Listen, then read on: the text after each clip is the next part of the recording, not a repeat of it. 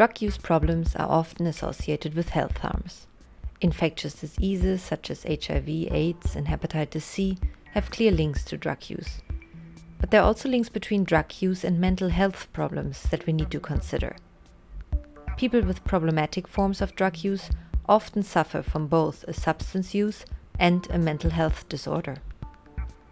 The coexistence of a substance use and a mental health disorder in the same person is usually called psychiatric comorbidity in substance users, or dual diagnosis.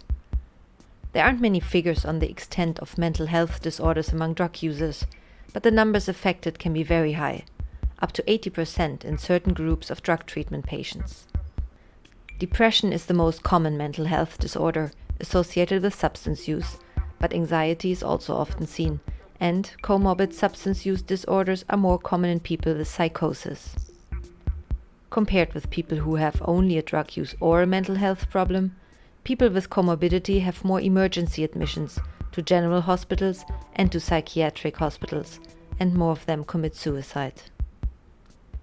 Substance use and mental health disorders are interlinked in different ways, which are sometimes overlapping. In some cases, a mental health disorder can be considered a risk factor for drug use, which may lead to the development of a substance use disorder. In other cases, drug use can trigger the development of a mental health disorder.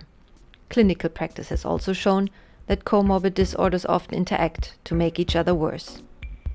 It is often difficult to diagnose comorbidity among drug users.